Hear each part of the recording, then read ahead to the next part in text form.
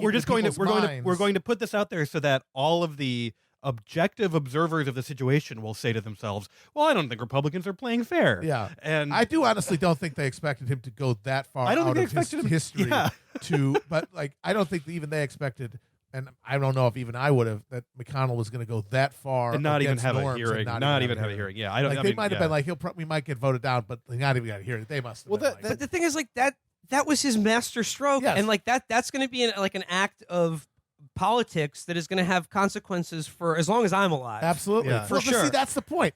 And that's what I really realized finally about McConnell after reading this piece, is that McConnell's sort of very slippery to get your head around in a lot of ways because of his chameleon-like attitude, and why his weird strategic choices and his priorities that aren't always consistent. Like the way he handled the shutdown was very odd, not what I would have expected from him. But what really got me reading this is that it made me understand that for him, there is an ideological project at play that is beyond just getting his donors to give him money and keeping them happy, which is, of course, his day-to-day goal. Yeah. It is that he is willing to punt the ball.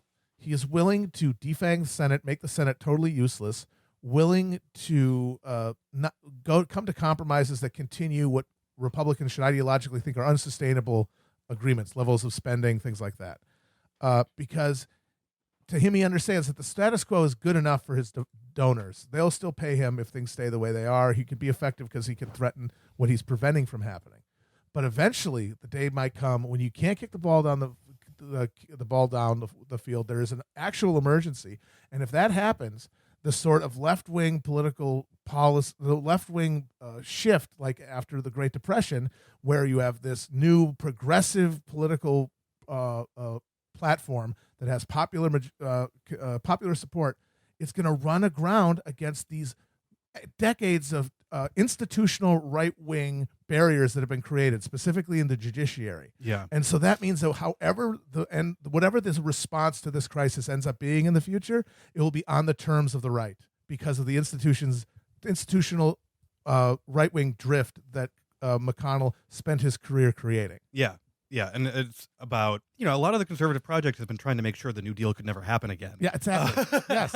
Never again. I mean, it's the long game. It's funny because I do have this one very simplistic sense of him. For him, the long game is that his name is on a Senate office building. I think that when you get down to the heart of it, like that's what's in his imagination. But yeah, the ideological project is like, make the country less responsive to small d democratic pressure. That was another thing I picked up from the article was sort of similar to what Matt said, but McConnell is the perfect politician of our age, more so than Trump, I would say. He more captures, I think he's much more emblematic. Yeah, he more captures the spirit of the times, which is a total. Trump is an orange swan, right? Trump. There is no one else like Trump. So like when you say, "Oh, he's the figure of our times," not really. He's just a certain sector of the country identifies with him. But the guy who more identifies the characteristic of the last, I'd really say 30 years is McConnell, because he represents a lack of conclusion. Everything about the last 30 years is a total lack of conclusion, even if it's multiple catastrophic events, like the worst recession we've seen in that time, just one of the most brutal and pointless, two brutal and utterly pointless wars, the bottom completely falling out of institutions. There's no consequence. There's no real end to anything. Even our culture war issues. It's just creating a push. So it's the term in finance, the float. Yeah. Where banks it will take sometimes like a check that you deposit in a checking account 30 days to clear. Yeah. A lot of the reason for that is banks, they lend out 10, 20 before 2007, sometimes like 100 times that amount you deposited to make money off the float and like the commercial paper or fucking whatever. The entire cultural moment is the float. It's just taking 1% of input and loaning it out 100 times. And that is why the right wing fucking hates him, because they're dying for a goddamn conclusion. They're reckoning. We'll never give it to them. Compare him to previous figures. Compare him to like Russell. Yeah. Like they were, parliamentarians and procedurally brilliant, but they wanted a conclusion. Yeah. And McConnell is just like, nah, just make money off the float forever until it's impossible to do anything. And then when they Right. have to reorganize things, it'll be a right-wing institutions doing the deciding. No, to your point, like the conservative movement, conservative base hates McConnell, or they resent him because he's not one of them. Yeah. Like as you point out, he started out as a liberal Republican. He Yeah. was pro-choice. Yeah. He said he talked about Martin Luther King was his hero. and Yeah, I mean, everything. he was basically on the Rockefeller, Rockefeller wing, basically. And you There was a lot talked of time about like he was a real potential president at some point. Like Yeah. Rockefeller now, he looks just kind of like a perpetual. No, but he was also ran, but he Yeah. was No, but incredibly and powerful. you- There's that amazing story about in Nixon 1960. In order to get the nomination, he had to go to Rocky's house on the Upper West Side and basically beg him Yeah. and promise that he wouldn't do X, Y, and Z. Oh yeah. So he had a lot of power. But you talk about how when Mitch McConnell took the stage in Cleveland at the 2016 RNC, at the height of his power for them, literally denying Obama a Supreme Court nomination, he was booed. Yeah. And you write in the piece, he says, they know on the right that McConnell isn't really part of their movement. He's got no core. What they haven't seemed to grasp, though this may finally be changing, is that he's the primary reason their politics have had any success at all in the 21st century. Indeed, this unlikely conservative culture hero might go down in history as the man who saved their movement from the utter destruction of its electoral vehicle, the GOP. Yeah. Could you expand on that a little more? I mean, it's what we were talking about. So, the right doesn't like him. They know he used to be a moderate. It's actually the history there is pretty funny because his conversion story for becoming more conservative is that Reagan won. This is in Alec McGillis wrote a really good biography of McConnell a few years back, in which he says from his reporting that McConnell had a list of his preferred presidential candidates in 1980 and Reagan was fourth. So he was still, as of 1980, on that side of the Republican Party, and then Reagan won, and he basically was like, well, if that's how you win, that's what I am now. Yeah. We've reached the exhaustion of that Reagan energy in the electorate. Clearly people are done with that, but it won't go away. It won't go away. And the reason it won't go away is because it is it's built to hang on to the Senate, maybe just barely, but it's built to hang on to the Senate.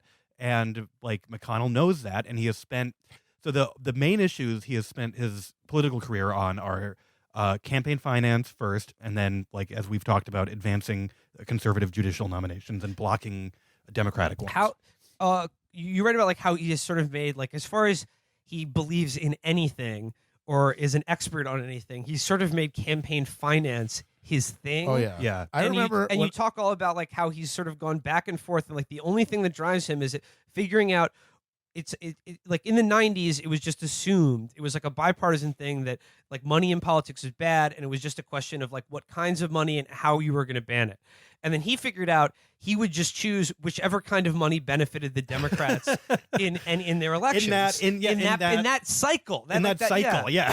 Yeah. So he went from being against soft money to for it. Soft, quote unquote, soft money used to be associated with the unions. Unions, yeah, exactly. And then unions declined in power, and then soft money became beneficial to Republicans, and suddenly he was fine with it. When I was a kid and I was a dumb kid, I was a dopey lib like Felix was. I didn't have fantasies. I was cool, dude. I didn't have fantasies about becoming the lib Green Beret who owns Republicans with logic. There's still time for me to do that. But I had lib idealistic things, and one of them was the campaign finance was going to be the silver bullet. It was going to fix politics. Yeah. And my senator was Russ Feingold, who was the Democratic crusader, the McCain Feingold, who was pushing it, and McConnell hated him, and in 1998, McConnell directed basically all of the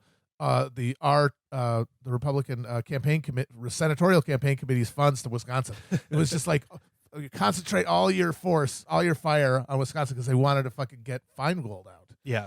And I just remember hating that turtle bitch. Yes. He's the American politic I have hated, actively know who they are and dislike them the longest since I was a fucking teenager. So the McCain-Feingold, it's a funny story because Republicans, it used to be accepted, even if Republicans grumbled about it, it used to be accepted that some form of comprehensive campaign finance reform was going to happen. McCain-Feingold was supposed to be that, but McConnell, one of the I would say actually the primary reason he became leader, not because anyone liked him, because no one really likes him, was because he made it okay for Republicans to fight back against campaign finance reform, and he did it he was an expert on the subject, and he was the only one willing to go on TV constantly and argue that campaign finance reform was unnecessary. That's why I hated and bad. him. Yes, exactly. He's the one guy on TV who would say that. No one else would say it. And so this, he would get in arguments with John McCain. John McCain and he hated, they hated each other. Yeah.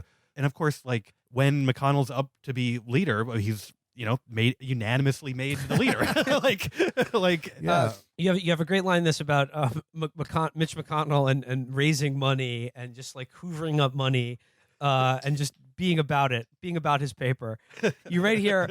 It's also worth noting, as one wades through the brackish capitulations to plutocratic power that Mitch McConnell has always loudly and forcefully embraced as a vindication of his first principles, that his is a case which the personal is very much political. When you spend so much of your time asking rich people for money, it does help to have a lot of it yourself, so you have something in common. Yeah, you can talk about that same endangered grouse that you both eat at that subterranean restaurant in Geneva. Yes. Yeah, and so if you want to talk about endemic corruption too, Trump is the most personally corrupt in this very old-fashioned kind of corruption. You'd imagine briefcases of cash changing hands, basically. Yeah. But McConnell, he's never had a real job in the private sector. He's a millionaire many times over at this point. Part of that is just because he married an heiress. Yeah, shipping that yayo. A lot of cocaine. A lot of it is got that white. A lot of it's from his private Snapchat. Yeah, He's millions of subscribers. But look at his Patreon. But Mitch McConnell's wife, Esmeralda Blanco. But we also just don't know where the hell his money comes from, because he had a giant gift from his father-in-law that he had to disclose a range, and then every year his net worth just grows, and it's we don't know how. That's just how. I'm getting rich. He keeps finding money in the back of cabs. Yeah, keeps having a really good poker game. He's like, no, you told him your slot machine system. All right, I'm sorry, everybody. I didn't know who he was. He seemed like a sickly old man. And then he made $30 million. I'm sorry. But another big thing that you capture in this piece about why McConnell really is kind of the dominant political figure of our era is if you go back to 2008, right after Obama had been elected, it really did feel I remember feeling like the GOP was dead. Done for. They felt like force. they felt done. They really did. The Whigs of yesteryear. I mean, Bush. My God, people forget just how unpopular he was by the end. Everyone had. It was sub 20% approval rating. Yeah. Something that's almost impossible to imagine ever. Yeah, happening imagine again. it's my God, you can't. Things would have to go really, really south for Trump to get to even sniff that number. I honestly like Texas would have to just sink into the ocean or something. Yeah, exactly. A meteor would have to hit the southeast. And we talk about the Senate has a built-in, it didn't always used to have a built-in Republican bias, but it's always had a sort of built-in white people bias, and white people became basically Republicans. And so within that political context, not only did Obama win with a good majority of the popular vote, but Democrats had a fucking supermajority, even if it was a very brief true supermajority, but they had not had that much of a complete hold on power literally since the Great Depression. Mm-hmm. And it really felt fundamental change in society was going to come. Oh God, yeah, I remember they had that fucking Newsweek article where he's got they fucking put Photoshop the cigarette holder in his mouth and he's riding in the back of the fucking car. It's is this FDR Jr. here? And he had came into office with basically as close to a landslide as you can get nowadays in the modern era, and defeating McConnell's arch nemesis John McCain, the standard bearer for the good decent Republicans, I guess, and people who aren't openly slime balls like Mitch McConnell is, and even though McCain is, we know how we feel about McCain. Oh, total scumbag. But what you hear is that what met at that moment was both Barack Obama and the people he staffed his administrations with basically that they did not want to change society. They did not. Oh, they dear wanted to God, no. manage it in a way that would be, commiserate with what people like them from the ruling class wanted. They were putting People that like fucking Geithner and Humpty Larry Dumpty back Summers together. and Rahm Emanuel or whatever. Despite all that, meeting the other force of Mitch McConnell, Yeah. who was the guy who was just like, fuck this. I'm not going to try Yeah. at all to like have a moment of national So, unity. I'm going to stop it from the get-go. I will- yeah. And it worked. We got an answer to the question: who wins? The Yeah. collective will of a traumatized but hopeful nation and their administration that they elected to govern them, or one turtly boy? Yeah. And to give him just the smallest amount of credit for, especially for the first year, they thought they were dealing with the normal Republican Party as it had worked through all of history up until then.